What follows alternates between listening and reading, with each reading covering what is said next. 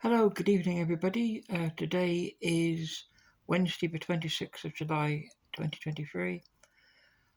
I'm making this video. It's going to be entitled With Friends Like These, Who Needs Enemies? And the purpose of this video is to call out people who, in the past 10, 20 odd years, I've considered to be friends.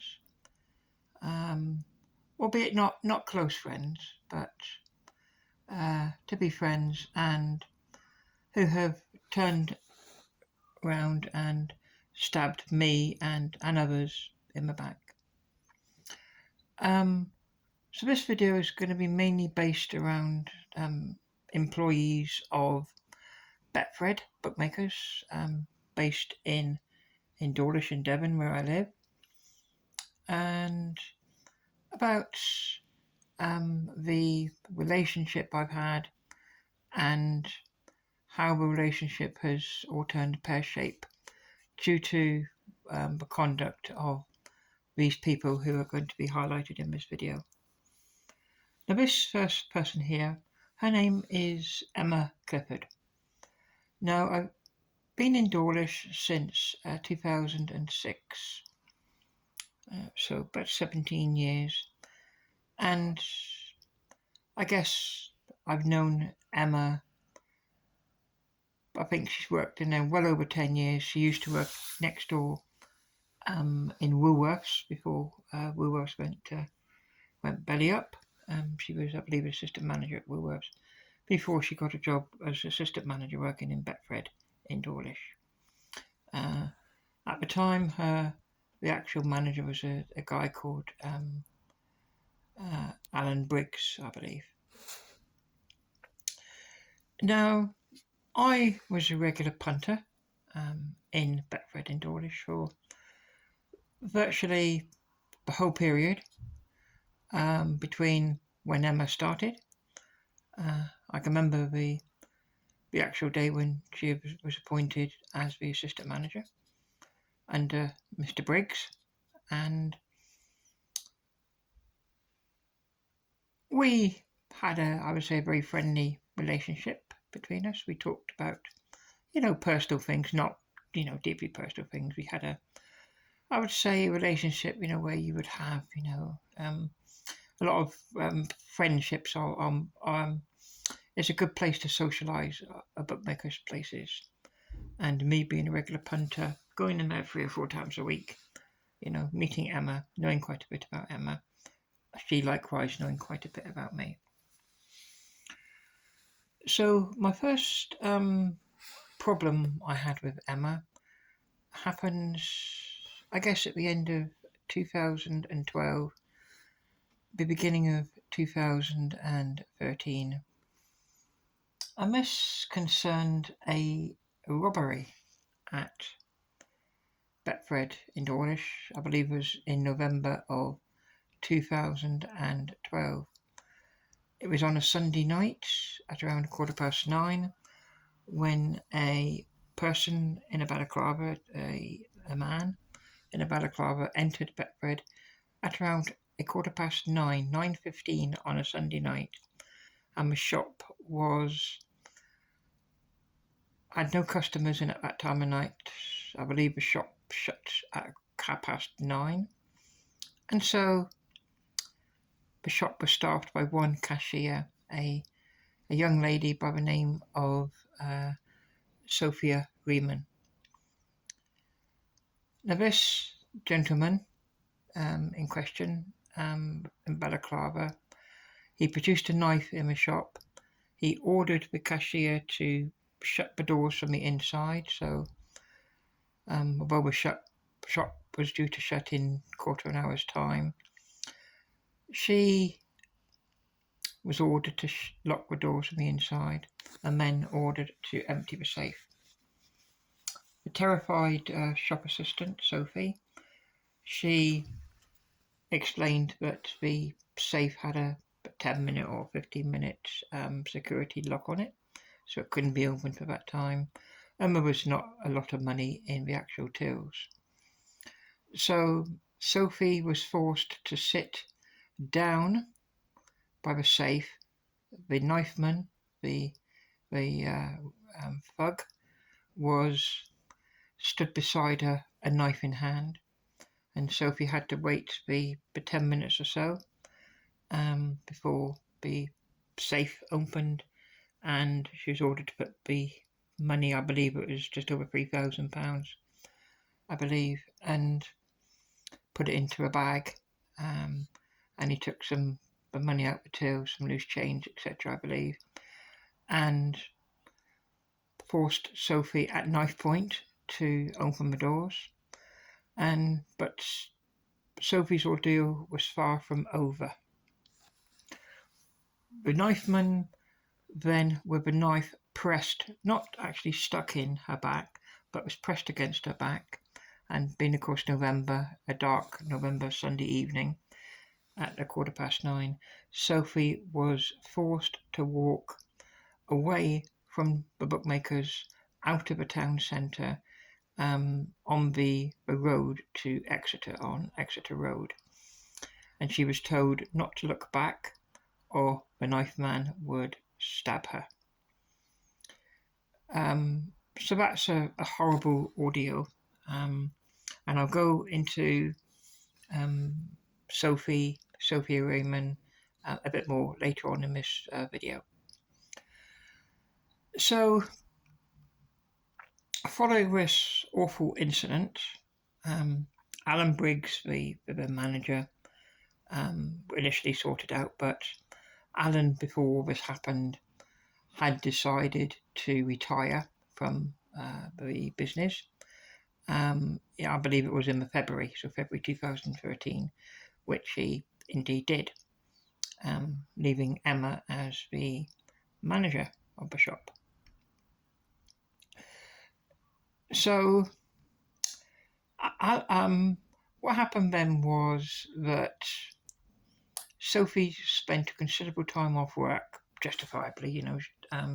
It must have been, many people say, I know how you must have felt, but nobody knows unless you've been a victim yourself. Nobody knows how Sophie felt about that horrific event that happened that Sunday night in November 2012. But a lot of people in the bookmakers, Sophie was off for about 5 to 6 weeks or so. A lot of the customers were trying to persuade Sophie to sue the company, to sue Betfred, because there were several issues with Betfred, and I know on speaking to Devon and Cornwall Police, I'll explain the reasons how I know all this later on in this video, when I get through to Sophia's story. The alarm system, a panic button alarm system, was faulty, was not working. So Sophie couldn't press the button for help. That wasn't working. And the bookmaker shop in Dawlish had no CCTV. I believe it didn't even have a safety lock on the door. So it had no security features whatsoever. And I know, but as I say, I'll tell you how I know later. But Devon and Cornwall Police said that they would, if they have the powers, they would shut the bookies down straight away on the grounds of security. So, over the next few months, Sophia worked, but obviously she found it incredibly difficult, and it affected her mental health quite bad. And so she decided, after returning for a month, 2 months, whatever it was, she decided to quit the job. So Sophie quit working for Betfred and found employment elsewhere. But a group of punters, me and other people, tried to get Sophie to make a claim against either Betfred or a claim for compensation. The poor girl deserves it. She was 22 years old when the robbery happened, a 22-year-old young woman, a whole life ahead of her. And so, eventually, after nearly 2 years, I and others persuaded Sophie to apply for compensation. Now, we had two choices. We could have either gone and sued Betfred, but that would have meant considerable legal fees, which we had no guarantees we would win. I say we, I'll explain again what I mean by we later on in this video. But there was no guarantees about anything. And so I decided that I would assist with Sophie and make a claim to a organisation, a government-backed organisation, government-funded, the Criminal Injuries Compensation Authority. Now, I'll tell you a bit about them. They obviously pay out compensation. It's in set amounts of compensation. They pay compensation for people who've suffered an injury. It doesn't have to be a physical injury, it can be a mental injury.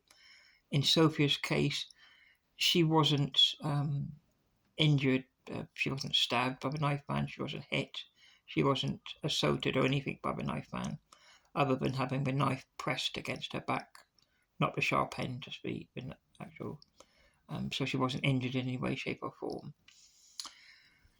So I spoke with Sophia and I said that because I have experience in dealing with legal claims, compensation claims, I have years of experience dating back over 20 years, but I would take on her case. And I said that I didn't want paying for it. I would do it because I felt sorry for the poor girl, if I'm honest. 22, well, by this time nearly 2 years have passed. Before, and the cut-off time was 2 years post the event. So the cut-off time would have been mid to the end of November in 2014.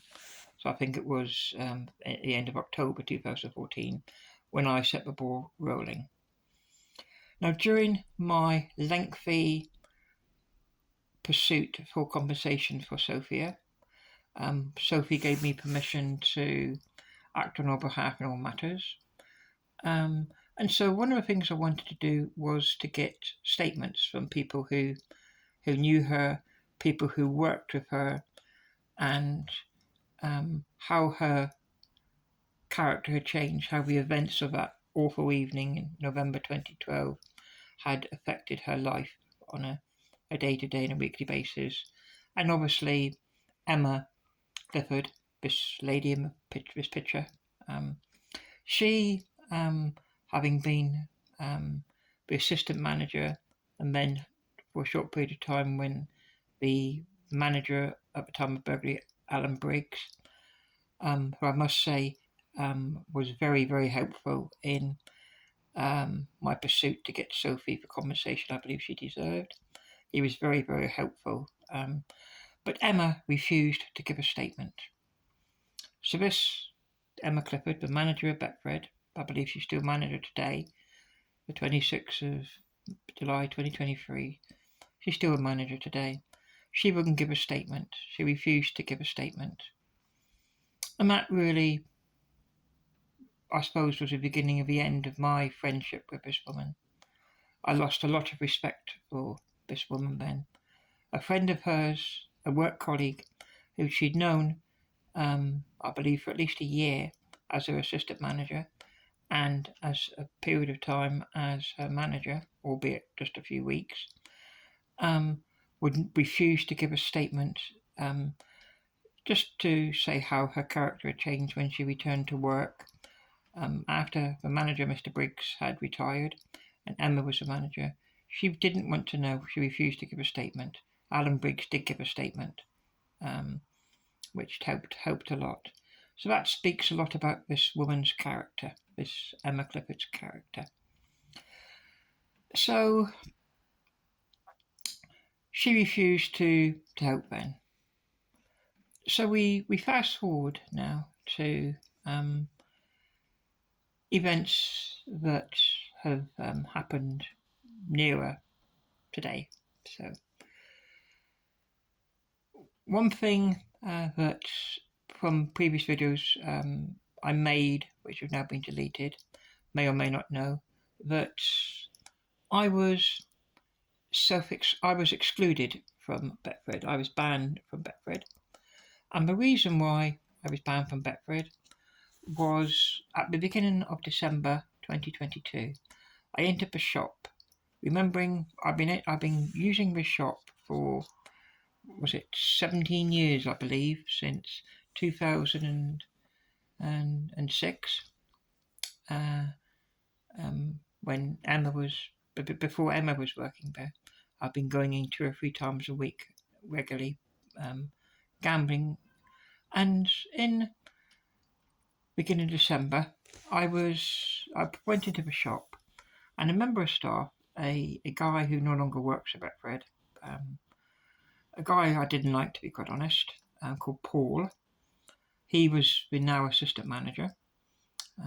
So this is last year, 2022. He was working with a cashier named Caroline Cochran. I'll go a bit more into Caroline's into details into Caroline a bit later on in this video. And when I entered the shop beginning of December, I was handed a letter by Caroline.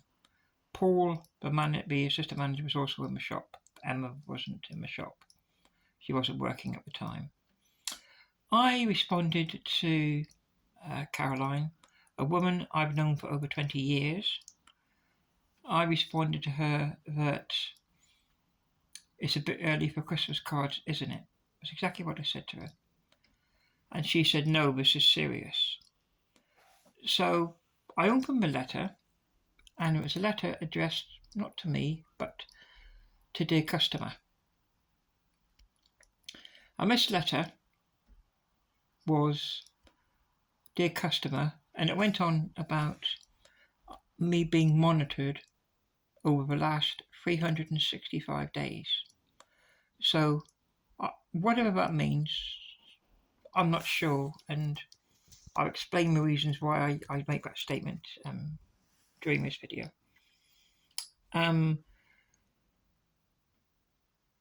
That confused me, but the letter went on saying that my gambling habits were more excessive than the average gambler, and that Betfred were requiring a source of wealth information from me, as well as photo identification, passport and driving license, etc. And this confused me. Now, Emma Clifford must have known about this because she's a manager of a shop. So she must have known, although she wasn't there on the day. The assistant, Caroline, gave me this, the shop assistant. She gave me the letter, not Paul, the assistant manager, but Caroline.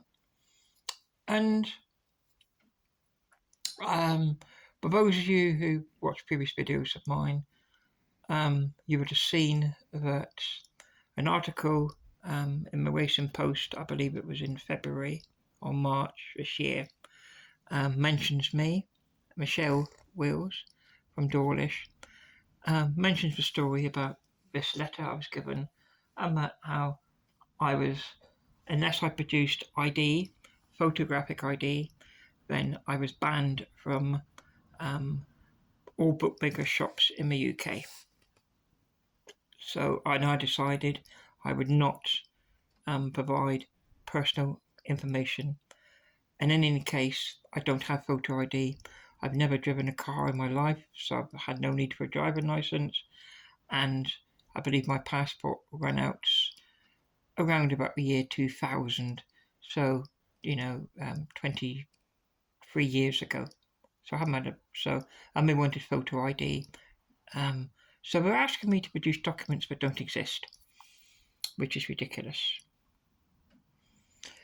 So obviously without me being warned about this, by a person I consider a friend, a person I've known for well over 10 years, probably 15 years, this Emma, the manager, without her warning me, just friendly saying, look, Michelle, you're being monitored. I would, sort of cut down on what you're spending or words to that effect. She did nothing. Instead, she allowed circumstances to take place which led to me being banned from all Betfred shops nationwide because I refused to provide documents that don't exist and bank statements which I would never, ever, ever give to anybody. It's my business, nobody else's. So, this woman, I believe, I have no confidence whatsoever, and I certainly wouldn't call her friend anymore. I believe, she stabbed me in the back. I know certainly how I would react, if I was in her position. I would, warn people, Indeed, other bookmakers, William Hill, for example, Ladbrokes, have told me, about monitoring, about money I spend, and they told me different things, were happening, where Emma Clifford decided not to. Also, interestingly, I was speaking to a gentleman only last week, as I say, so that would have been around the 15th, 16th, 17th of July 2023, who was an ex-employee of Betfred, so was a cashier in Betfred for a short time. And this gentleman said that following leaving Betfred, I don't know the reasons why he left, but he worked there for a period of time. I'm not sure again how long the period of time was, but he asked Emma Clifford, the manager, for a reference. Emma Clifford, the manager of Betfred in Dawlish, refused to give this gentleman a reference. That is against the law.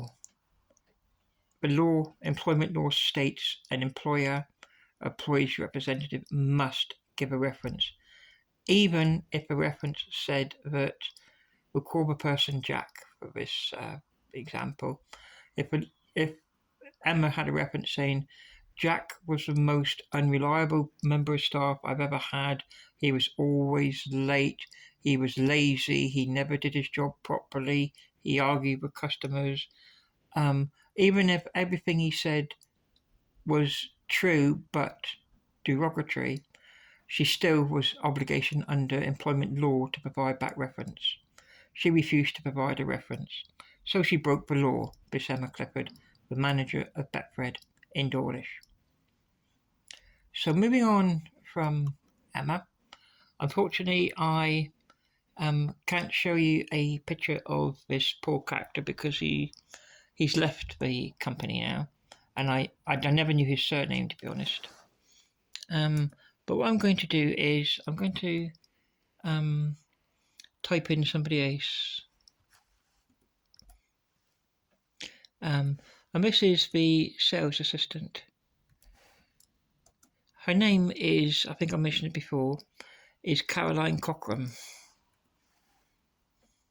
I'm just going to see if I can find her here. Caroline Cockram. Just see if I can find Miss Caroline Cockram here. There she is. That's Caroline Cockram. So I can get a more relative photo of Caroline Cockram. Just scrolling down her Facebook page. I'm just trying to get an up-to-date photo of her. The only photo I've seen so far is of her wedding, which I believe was in the late 80s she married. I'm just going down her website, just trying to find a photo of Caroline Cockram. What I'm going to do is I'm going to use her, just having a look. I'll just have a, she married on the 29th of August 1992, she married a Simon Cockram. I'm just scrolling down to see if I can find a picture of Caroline Cochrane. I don't seem to find any picture of Caroline apart from her wedding photograph. So what we'll do is we'll use her wedding photograph. So this is Caroline. This is the lady Caroline Cochrane. Now, I've known Caroline longer than I knew Emma Clifford. The reason is that when I moved to Dawlish, there was a Ladbrokes bookmaker's shop as well as Betfred in my town, and Caroline was a cashier in Ladbrokes in Dawlish. And so again, we have that sort of friendly relationship, and even to the point where, if I popped to the shop to get something to eat, I would buy her something to eat and she would return the favour. We had a good friend and we had a good laugh about different things. We gossiped about different things, as you do. It's people who, regular punters in bookmakers' shops, with friendly staff. You talk about things, you talk about, non-betting, non-sporting related matters. You talk about all sorts. And I classed this Caroline Cochrane as a really good friend. And I told her lots of personal information about myself. Many people will know that I'm a transgender person. And, we talked about that. And added to that, her husband, the guy in the photo, I don't know her husband. I believe I've never met him. But I do know her husband's brother. I worked with her husband's brother for 10 years, Martin Cochrane. I worked with him in Newton Abbot in an engineering factory. So, I knew her family, and me and Caroline also have a lot of mutual friends. She being born in the nearby town of Chudley in Devon, and I have a lot of friends who originate from the same town. So we have a lot of common, lot to talk about. Now this is the same lady who gave me the letter beginning of December in 2022 in Betfred. When Ladbrokes closed, I'm not sure when Ladbrokes closed, I'll just say for argument's sake, it closed 5 years ago. I'm not sure how accurate that is. But she went to work elsewhere. So she left the gambling industry for a while, and she returned by getting employment in Betfred, where she, I believe, still works there today. Miss Caroline Cochrane. And as I say, I've known her since the day I moved into Dawlish, which was in 2006. So 17 years. So when she gave me this letter in the beginning of December 2023, remember I said I bit early for Christmas cards. She said, "No, this is serious," and I opened the letter. And what I couldn't understand was, I do two types of betting, two types of gambling. I'm not so much, although I do back horses occasionally, I'm not really into horse racing. My love is sports betting, so that will be cricket, football, and I also have a passion for greyhound racing. I love greyhound racing. I also have a passion for playing the FOBT machines in bookmakers. Those regular punters will know what a FOBT is, a fixed odds betting terminal. I believe by law all bookmakers are allowed a maximum of 4 of these machines. Those are the ones who play like fruit machines, or you can play games like roulette, etc. Different games you can play on them. Roulette, you can play poker, goodness knows. I think once we even had cockroach racing, believe it or not. So lots of different games you can play on these, and I enjoyed playing on those computers, those FOBT machines. Now with these FOBT machines, a lot of these bookmakers are crafty, because on certain games, for example, my favourite game was a game called Luck of the Irish.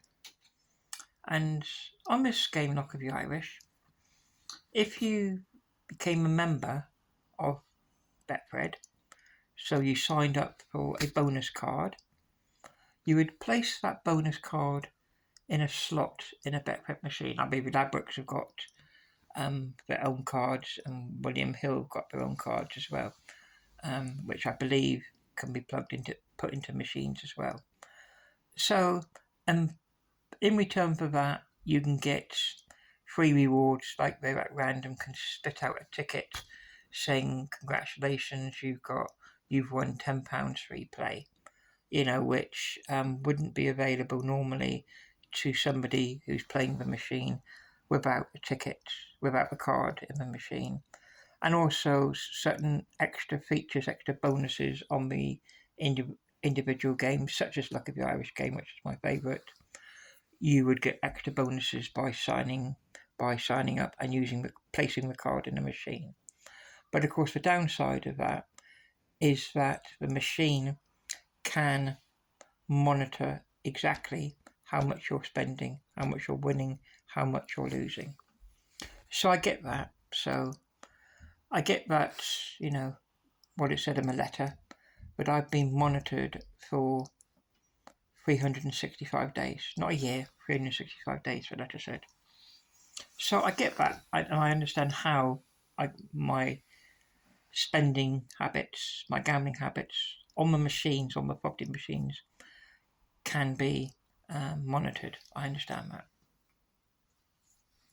But the way I gamble, for example, I'll mention the June of last year, so June of 2022.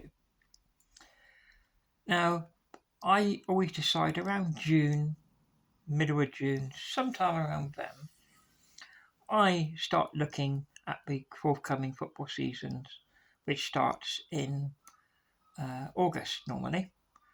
And so what I did last June, and I remember this very clearly, was I picked out 4 teams. I picked out a team to win the English Championship, the English Division 1, English Division 2, and the National League, the National League Premier, the National League Conference, whatever you want to call it. So I picked out those 4 teams. And I placed a number of bets. I did a £5 each way lucky 15. So that's obviously 15 bets times 2 because it's each way 30 bets at £5. So that cost me £150.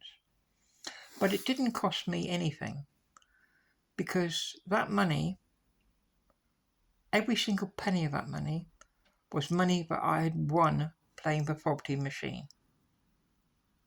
Okay, so I also, in addition to doing that, I backed all 4 teams. I remember the teams, Sheffield United in the Championship. I put £25 each way on Sheffield United to win the Championship. So it was a quarter of the odds, first, second, third. So we finish in the top 3, the each way part comes up. I backed Sheffield Wednesday for League 1. I backed Swindon for League 2. And I backed Chesterfield for the National League. Obviously, every bet, so £25 each way and a £5 each way lucky 15. So that came to a total of £350, and that was spread over 2 to 3 weeks through the second half of June into July. And so all those bets actually physically cost me nothing because they were money used out of winnings on the property machines. So they cost me nothing. So going back to this letter I received in beginning December, this lady Caroline, although this is obviously 1992 and we're talking about 2022, this letter that Caroline gave me said about monitoring my bets. So I said to Caroline and the gentleman Paul, who was the assistant manager, remember, who was in the shop, I said to a pair of them, how would they know what bets I put over the counter? So, for example, they could monitor every penny I put into these property machines because I put the card in. It has a chip. It obviously records that information. It has my name, it has my phone number. Indeed, my password was my phone number. So, yeah, I understand how they can monitor my machine play.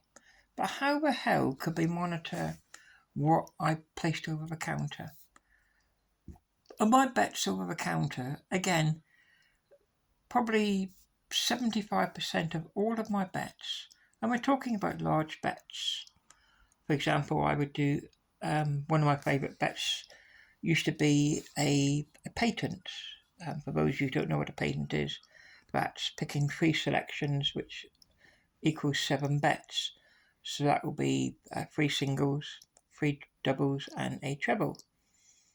And quite often I would do £20 singles, and then I would do it like a £5 patent.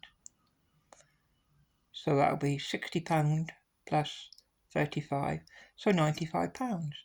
Again, most of the time, 3/4 of the time, 75% of the time, that money came from winnings from the property machines. So that didn't actually cost me a penny. It was winnings on the day. Not overall, not through 365 days, but over on that particular day.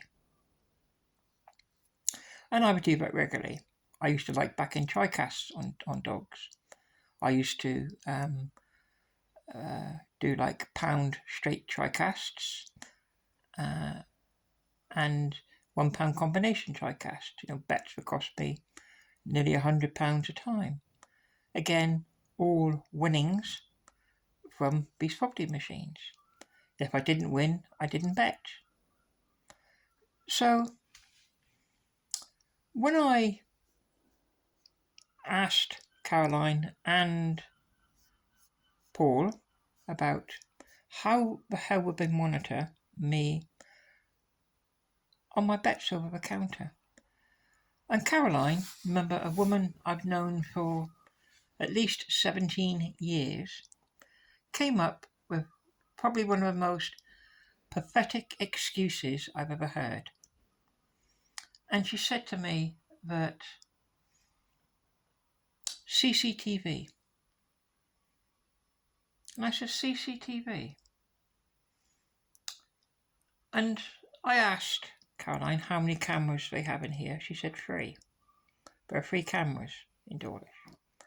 Now, I later Googled Betfred, and it said that Betfred had 1,200 shops nationwide. And Caroline, when I quizzed her further, said to me, and this is unbelievable, she said that I was being monitored via CCTV. So that meant that if I was being monitored, then several other people would be monitored. Let's say there were 10 people per shop that are being monitored. I know it to be accurate because I know in another branch, 7 people have been banned for refusing to give information. So I know some people have given the ID and the rest of the bank statements and photo ID, and have continued to use Betfred after providing source of wealth. So let's go on an average of 10 people per shop. 1,200 shops times 10. A lot of people, isn't it? And I said, so how can you monitor? I said, have you got somebody at head office in, I believe it's Warrington, I may be wrong, in the north of England. So have you got all these people, all these customers, 12,000 customers being watched by 6 people, 8 people, 10 people at head office, watching CCTV, watching and doing a close-up onto what bets they're doing, because they had no other way of knowing I was placing these bets. Apart from, of course, word of mouth. Apart from Caroline and Emma, remember Emma's the manager. Caroline, I've known for between 10 and 15 years. Caroline Cochran, the sales assistant, I've known for around 17 years. People I've classed as friends, they effectively grassed me up. They didn't tell me, look, Michelle, we need to, we've been told to monitor you, because you're machine playing. And so, you need to cut down on your bets. They never said that. They instead allowed Betfred to monitor me. They knew, because Betfred knew, because when I spoke to Betfred customer services and senior management at Betfred, they knew that I was doing these £100 try-casts bets, these they knew about the football bets, and there's no possibility of tracing them except, as Caroline said, via CCTV. But if that was just one shop with 3 cameras, fine, but not 1,200 shops monitoring, with monitoring on average 10 people per shop. Come off it, So a woman of 17 years has blown a friendship, a 17-year friendship. She's blown by lying, by not even. When I used to see these people, Emma, next door in the co-op, up the street, in my town, in my park in Dawlish, in various places around Dawlish, they could have said, out of work, they could have said, look, Matt, we've been told to monitor your bets, so, you need to be careful. But no, they didn't bother. They didn't bother any of that. They dropped me in it, which resulted in me, being banned. And if I'm honest, I'm very resentful about that, about the purpose that so-called friends had stabbed me in the back and had let me down badly. Now, from Caroline Cochran, I want to go now to the young lady, Sophia Riemann. Remember Sophia? She was the young girl who was robbed at knife point. So I'll just bring up her. Just bear with me as I bring up her details. I don't know if she has a picture here. I'll just see if I can find her. Can't seem to find much on Sophia here. Can't seem to find her here.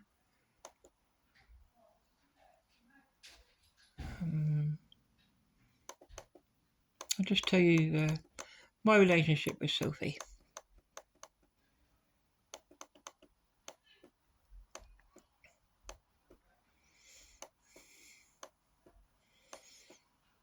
I'll just I'm going to put something else in there. I'm going to put Timoth in. Where she lives, Timoth. Sophia Riemann Timoth. That didn't find any results.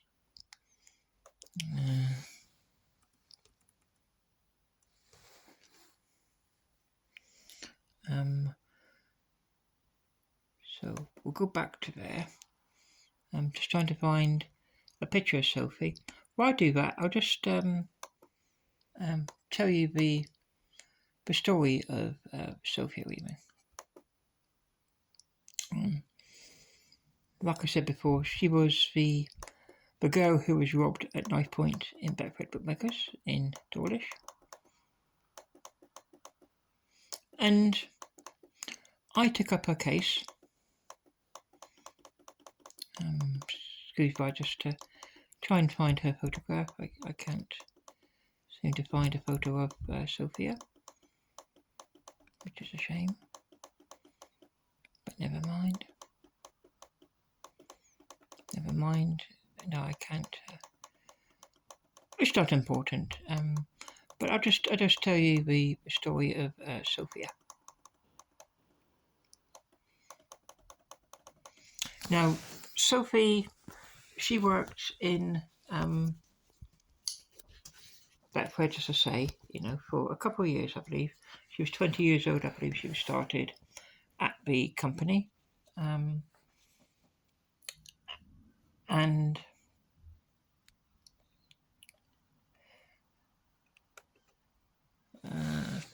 just bear with me, I'm just thought of something. I'm going to get rid of the REH and put Sophia Weeman.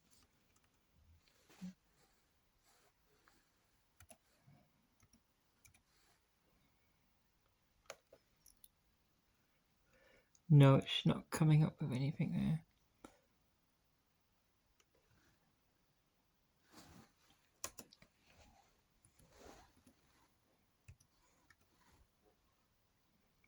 Just bear with me as I try to find Sophie here. Just have one look. One more look. Sophia Weeman. One last look. See if I can find a photo. There we go. There we go.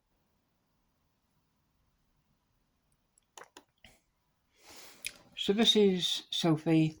This is Sophia Weeman, my boyfriend. I believe she's engaged to get married, and I have no ill feeling towards her. And she's been through a horrific ordeal. But again, don't forget this video is entitled "With Friends Like These, Who Need Enemies?" Now, as I said at the beginning of this video, Sophie was a cashier in Betfred Bookmakers in Dawlish, and I was a punter. So it was a friendly relationship, punter employee relationship, and we were friendly, very good. And until, of course, the events of November, the tragic, awful events of November 2012.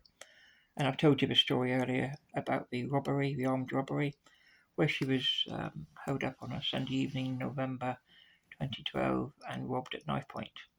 A horrific ordeal, which I'm sure if that happened to me would haunt me for the rest of my life.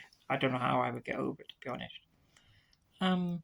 But I did mention again that it took almost 2 years. In fact, I think we were about a month before the deadline of applying for compensation through the Criminal Records or the Criminal Injuries Compensation Authority, which, as I said earlier, again, can be used for people who are victims of non-violent crimes, in the case of Sophie, as well as violent crimes, obviously. So with Sophie, she agreed, she signed all the necessary forms of paperwork, giving me full permission to act on her behalf 100%. And at the time, going from memory, the Criminal Injuries Compensation Authority, they had like set figures for certain events. So in Sophie's case, the most obvious we were going for was post-traumatic stress disorder, because obviously, it's going to affect her for the rest of her life. And it was for 2 years up to 5 years. And there was a fixed amount, and I always remember the amount. It was £6,300. It's not a lot of money, but it's better than nothing. So the agreement I had with Sophia was that I felt sorry for her. I felt she'd been abandoned by her, certainly Betfred abandoned her. I explained that Emma Clifford, the manager, didn't want to know, wasn't interested in her. And so I agreed to act for her, having 20 years experience dealing with legal claims, but I would act on her behalf in all matters to try and get her compensation, the amount being a fixed amount of £6,300. Now, I said that obviously I wanted her to pay my expenses, but I wanted nothing. I didn't want a single penny. It was Sophie's idea. She insisted that she wanted something. So what I said to Sophie was that I would like her to, if she wanted to, it was her choice, to make donations to a charity that had helped me many years previously.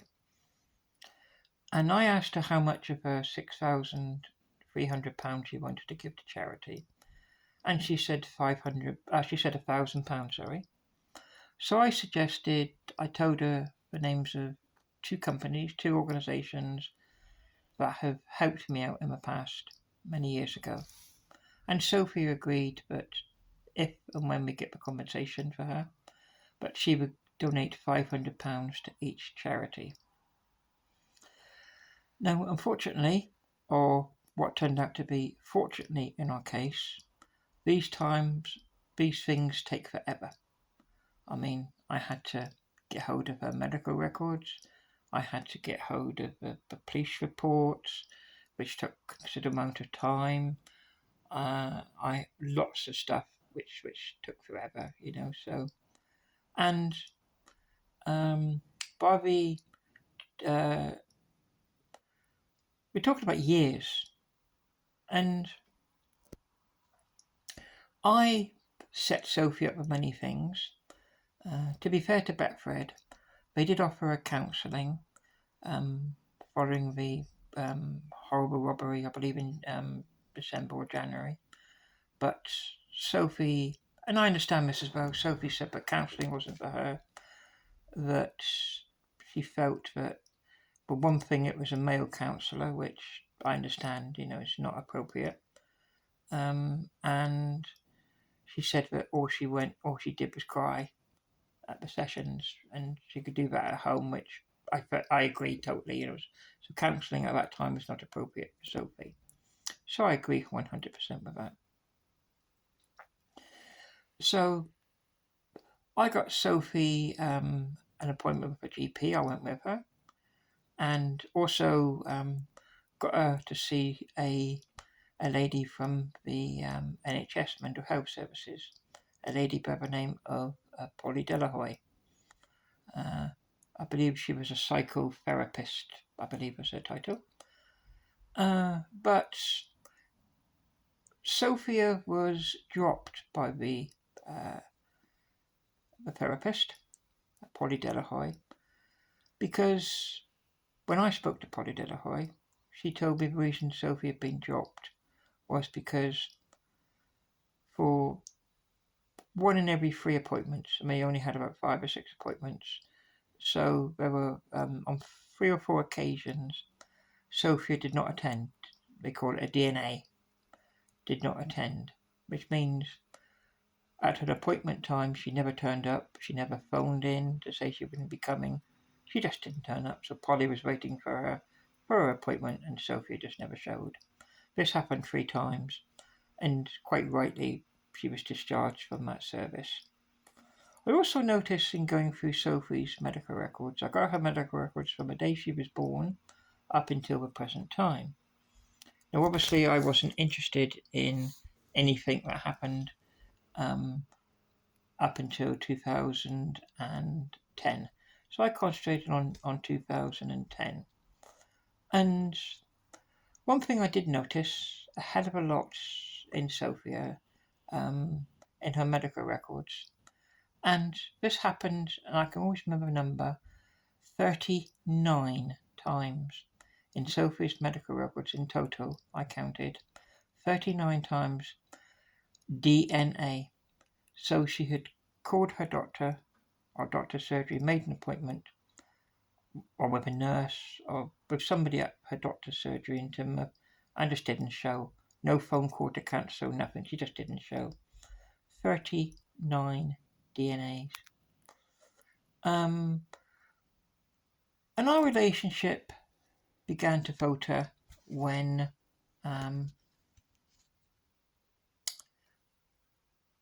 for the first time, because what used to happen was when I had all documents were sent to me. I was dealing with everything, mainly to keep the stress away from Sophie, and me being more experienced. Not saying I'm an expert by any means, but me being more experienced in these matters than Sophie, who, by her own admission, was out of her depth.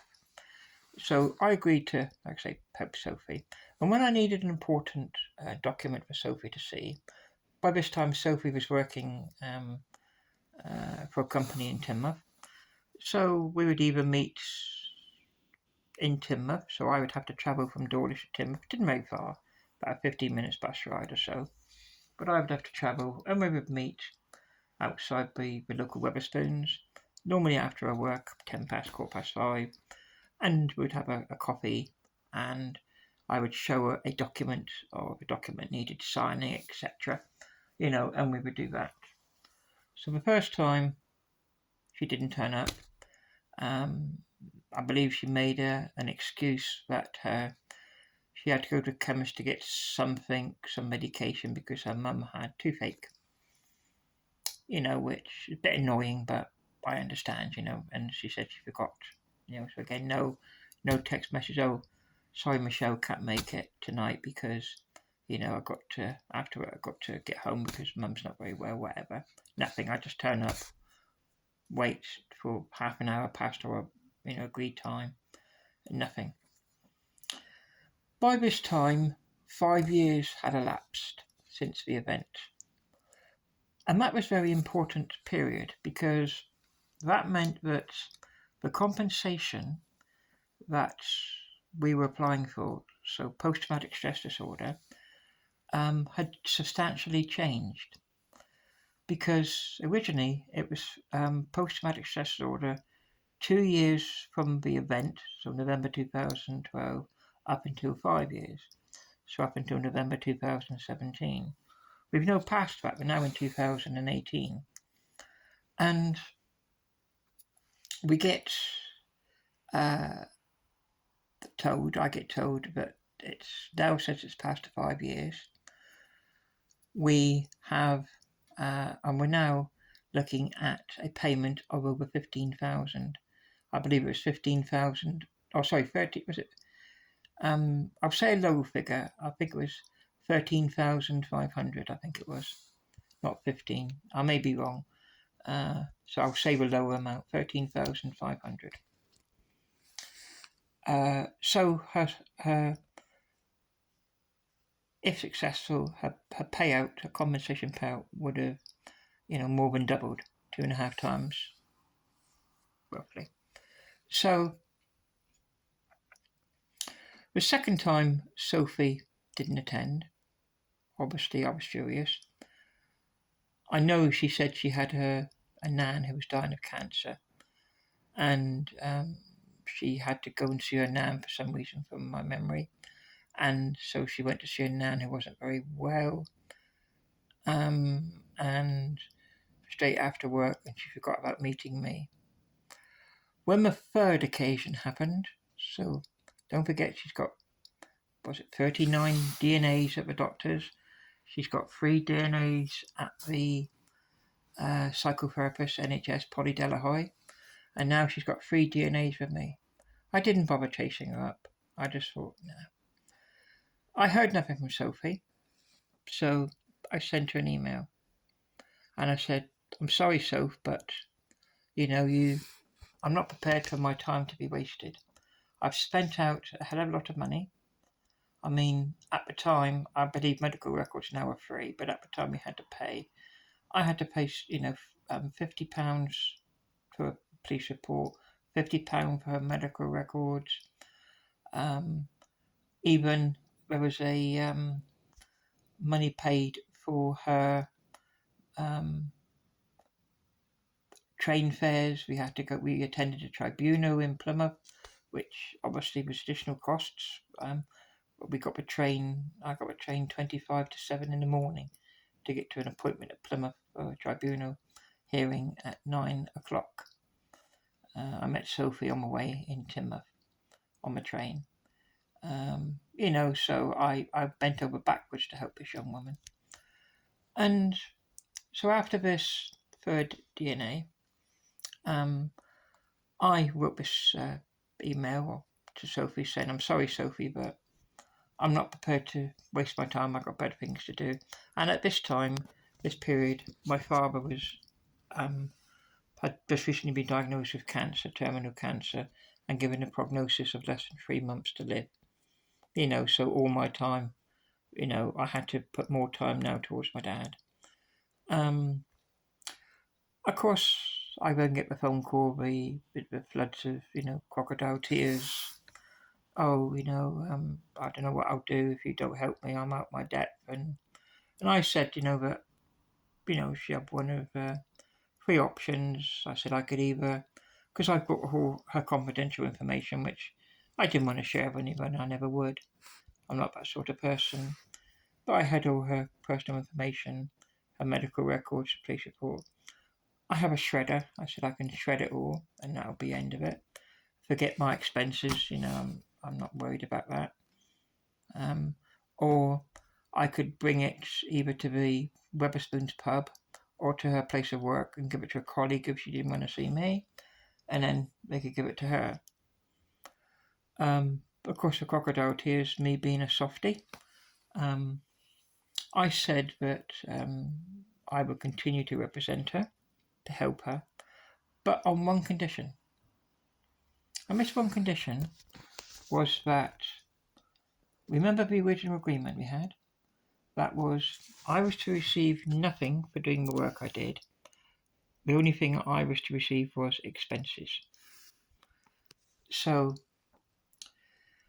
and I had receipts for every single penny I spent in expenses, so that wasn't a problem. So as I said to Sophia in an email, and that was done deliberately, because I no longer trusted Sophia. She let me down 3 times, she let Polly down 3 times, and also, it's just come into my memory, I also got her counselling at an organisation in Exeter, a cheap counselling services for people with little money. I believe she spent £20 per hour session. She was seeing a lady there, and again, in a report I got, she had several DNAs. So she's a habitual do not attend person is Sophie, probably over 50 times in her young life, as she just not bothered, not cared about anybody. So what I said to Sophie was that I would carry on in one condition, and that was the 2 charities. And if you remember at the start of the story about Sophie, I said the agreement was that she wanted to give me money for doing the job, and I didn't want money for it. I felt sorry for her. I wanted to help her. I felt that she deserved every penny of that compensation. But what I did say is that I would carry on if, instead of donating £500 to each of the 2 charities, that she donated £1,000 to each of the 2 charities. With my expenses, which I expected to be around £1,000, that would still leave her well over £10,000 compensation into her bank account. Her response was, "Oh yes, that's brilliant. I was going to suggest that. Yeah, that's a great idea." So luckily I got that all via text messages to confirm it, because I didn't trust Sophie. So that was all set in stone, and I continued to work for Sophie. And we went then to a medical assessment in Taunton, more expense. I believe a medical assessment with the psychiatrist. The consultant psychiatrist in Taunton was £450. The train fare as well, etc., etc. So a lot of money had been spent. And the medical report, I believe, was the beginning of May. I believe it was 2019. The medical assessment was damning. And when I mean damning, I mean it was in Sophia's favour. I was rather I didn't sit in on the actual assessment. That was her and the consultant psychiatrist. I was sat in the waiting room, but we did have a break after about 45 minutes. It lasted about an hour and a half in total. And at the end of the consultation, the consultant agreed that Sophie definitely was suffering from post-traumatic stress disorder and other complex mental health issues, and she definitely needed help, mental health help, which may not be available on the NHS, certainly not short term, which she needed. So that was Gold Dust. So we had won our case. So that report was given to the Criminal Injuries Compensation Authority by the psychiatrist. Annette Downey was her name, the psychiatrist in Taunton. And within a week, when I contacted the Criminal Injuries Compensation Authority, they said, yes, we've had the report, and they said, yes, they agreed. The report was damning, and that, had they known that Sophie was, diagnosed with several different things which aren't relevant to this, but it should have been dealt with a lot sooner, and they apologised for that. And they said to me that they'll be making a payment to Sophie and asked me for Sophie's bank details. So I met up with Sophie that evening, I believe. Of course, she turned up then, of course, at the normal Wetherspoon. She gave me her bank details. I sent them to the via email. I also phoned up the following day the Criminal Injuries Compensation Authority, and they said they would issue payment directly into her account. I then, about a week later, on a Thursday, I had a phone call from them, and they said that they had issued payment into Sophie's bank account for, I think it was £13,500, and that she could expect it by the beginning of next week. So I rang Sophie. She was at work. I rang her with the good news. So on the following Monday, I telephoned Sophie. Sophie doesn't work Mondays, and so I telephoned her in early in the morning, about 9 o'clock, to check to see if the money had gone into the bank account. She checked with her online banking, and it hadn't. So the following day, the Tuesday, by the way, on the Monday, I did say to Sophie, don't worry, we said beginning of next week. They didn't say Monday, they said beginning of next week, so that could be Tuesday. I said, if it's not in by Wednesday, I'll contact them again. The following day, the Tuesday, I contacted Sophia again. I was at my parents' home. It was around lunchtime, around 12 o'clock. And I telephoned Sophia again. And Sophia had a day's holiday. She wasn't working that day either. And she checked her bank account. And yes, the money had gone in. The 13,000, 15,000, whatever it was, had gone into a bank account. I said, yes, brilliant. Now, knowing that Sophie was, I suppose, like all typical young girls, remember she was 22 years old when the event happened, so she was about 27, 28, knowing that, they aren't the best with money, she likes her holidays, etc., to Sophie. Obviously, I wanted to sort out the money situation. I had expenses, roughly £950, which I had receipts for every single penny. And also, I wanted to make sure that Sophie paid the two charities, so I wanted her to make out cheques for £1,000 for each of the charities, which I would send off to the charities, or she could send off to the charities. And when I rang her, my dad, I was with my dad, and my dad was in his last few weeks of his life dying of cancer. He had been bedridden since the previous May, so May 2018. And so I said to Sophie said, I can meet you today. I said, well, Mum and Dad, I'm in Newton Abbot. And she said, well, I can meet you in Newton Abbot because Sophie had recently passed a driving test and bought a car.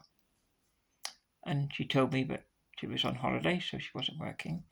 So we agreed to meet at 4 o'clock in Newton Abbot Town Centre. Her bank was Barclays, so meet at Barclays Bank in Courtney Street, Newton Abbot.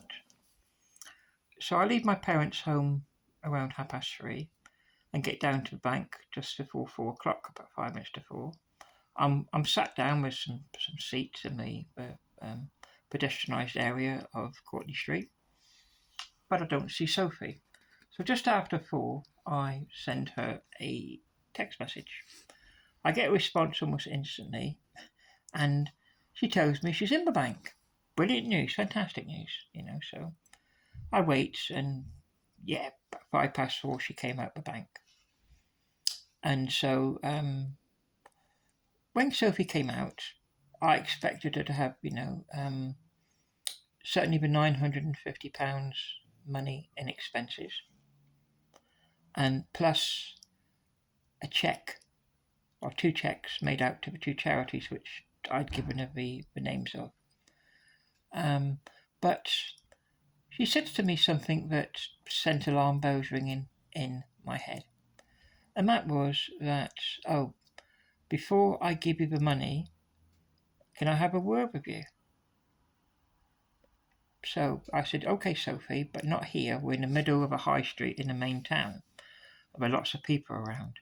I said, I know a little alleyway because I was born in Newton Abbot, so I know the town very well. We'll go down this little alleyway when no one is, and we'll talk about what we're going to talk about. Of course, I sort of knew what she was going to say. And she came out with something which made me furious. And what she said was, I don't like the way you forced me to double the amount of money I was going to give to charity. And I said, what do you mean forced me? I said, I gave you an ultimatum. I said, you let me down 3 times. I said, and I told you I was not going to continue helping you, representing you, because I wasn't prepared to be let down. And also, if you're not going to cooperate, my dad is dying of cancer. He's my number 1, number 2, number 3 priority now.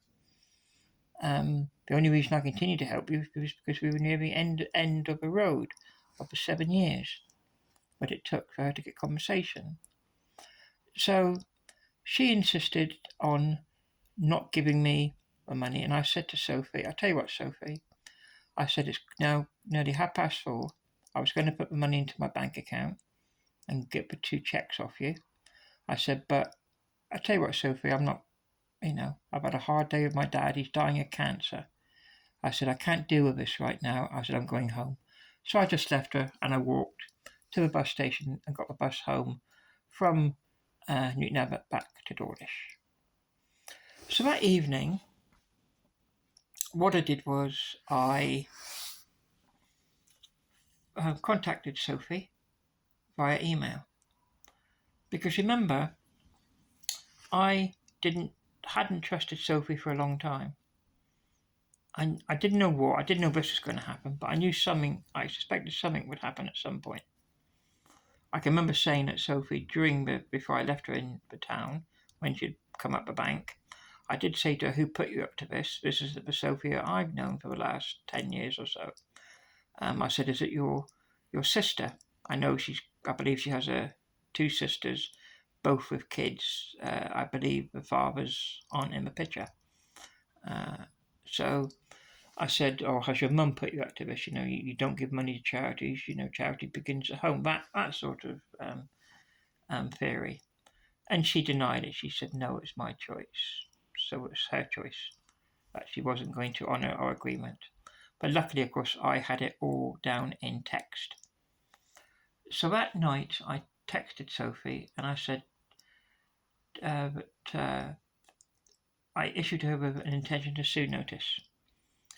And I said that we had a legal binding agreement. You agreed for me to continue helping you. You would donate £1,000 to each of the charities instead of 500, on the basis that you get the a higher reward because the original agreement was for 6,300 and you got 13,500. And you agreed. I got it in text. So if you don't pay that money within the 7 days, then I'll begin legal proceedings in the county court to recover that full money, the £950 expenses money and the £2,000 money that you owe to charity. I then get a text message back from Sophie, and she says, "Can we talk?" I said, "No, I'm done talking with you. This is all by text." She said, "Can I call you?" I said, "No." And then she said, if you send me your bank details, I can do a bank transfer now." So I said, "Okay, Sophie." So I sent her my bank details. This was on a Thursday night, this was.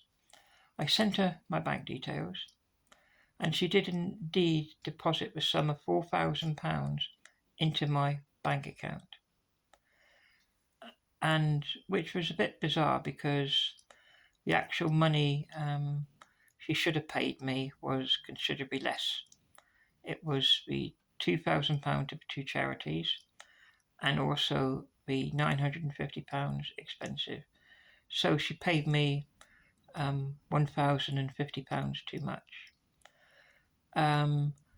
She also said to me that she wished me not to contact her again. And that is the last time I ever saw or spoke, emailed, text message Sophie to this date.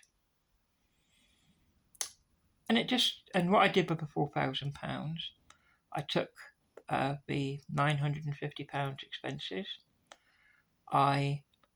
With the rest of the money, I divided it in half and I sent it to the 2 charities. But what I did with the 2 charities, I delivered it in person. Both of the charities are based in Exeter, and I got receipts of those, and I sent the receipts in the postal service to her home address in Timber. Whether she got them, I don't know because I never heard from her again. So I thought I'd make that video entitled "With Friends Like These, Who's Needs Enemies?" just to, I suppose, tell you, that never trust anybody, especially when money's concerned, because people will stab you in the back for the slightest thing. People don't care. They use you. They, what obviously Sophia was, I still believe she denied it. I haven't spoken to her for years. But certainly with Caroline and with Emma, to put over decades worth of friendship into each of those individuals, to ruin that over something where they could have something so trivial as to warn me that my account was being monitored and to give information about my betting habits, not my machine habits, but my betting habits. These people aren't friends. Sophia Riemann was never her friend. She just used me. And obviously the motives are unclear with Caroline Cochrane and with Emma Clifford. I firmly believe, although Emma's a manager, Caroline Cochrane is just a sales assistant, I believe. And this Paul character, who I never liked, was assistant manager. I believe most of this was his doing, although he never admitted it when I challenged him. He said he's just following company procedure, company rules. But obviously Emma has responsibility because she's a manager. And I think that Caroline owed me as a friend, someone I considered a good friend. I think, she owed me the courtesy of warning me, of telling me, which she decided not to do. So,